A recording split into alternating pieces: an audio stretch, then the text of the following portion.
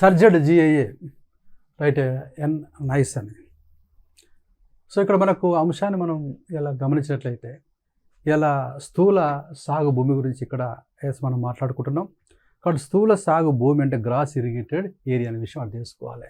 ఇది 2011-12లో 91.8 million hectares ఉన్నది 2022-23లో 122.3 million hectares పెరిగింది. అంటే ఇవాళ ఓన్లీ వనరుతో ఉండేది ఇవాళ స్థూల సాగు భూమి గ్రాస్ ఇరిగేటెడ్ ఏరియా అంటారు. అది పెరగడం అనేది ఒక అద్భుత విషయం. అదే రకంగా గ్రాస్ సోన్ ఏరియా కూడా 2011-12లో 195.8 మిలియన్ హెక్టార్స్ నుంచి 2022-23లో 219.4 మిలియన్ హెక్టార్ పెరిగింది. అంటే ఇక్కడ స్థూల సాగు భూమి పెరిగింది, స్థూల సాగు బడి పెరిగిందనే విషయం అర్థం చేసుకోవాలి. స్థూల సాగు భూమిలో ఓన్లీ వనరు వస్తుంది, బావులు, కాలువలు, చెరువులు వస్తాయి. కానీ స్థూల సాగుబడిలో ఇవాళ వనరుతో పాటు వర్షం కూడా వస్తాయి.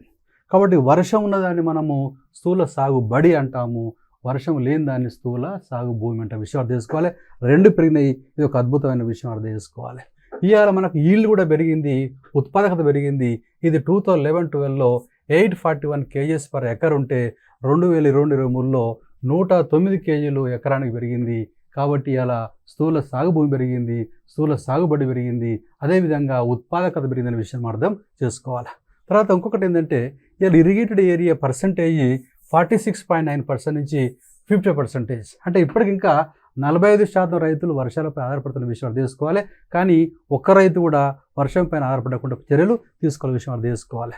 ఇలా 50% రైతులు ఇలా ఏది వర్షాలపై ఆధారపడుతున్నారు, తగ్గించుకోవాలా. అదే రకంగా 46% రైతులు ఇలా వర్కర్స్ వ్యవసాయంలో పనిచేస్తూ వాళ్ళు 18% ఆదాయాన్ని మాత్రం పొందుతున్నారు. కాబట్టి ఇక్కడ లేబర్ ఎక్కువగా ఉన్నది, ఉత్పత్తి తక్కువ విషయం అర్థం చేసుకోవాలి. దీని కూడా తర్వాత ఇలా ప్రత్యక్ష నిరుద్యోగం ఉంది, కాల నిరుద్యోగం దాన్ని తీసేయాలి. అదే రకంగా ఇంపోర్ట్స్, ఆయిల్ సీడ్స్ ఇంపోర్ట్ చేసుకుంటున్నాము, పాలసీస్ దాన్ని కూడా మనం తగ్గించే ప్రయత్నం చేయాలి. ఇట్లా కొన్ని కరెక్షన్స్ వ్యవసాయ రంగంలో అవసరం విషయాన్ని అర్థం చేసుకోవాలి. Right, thank you.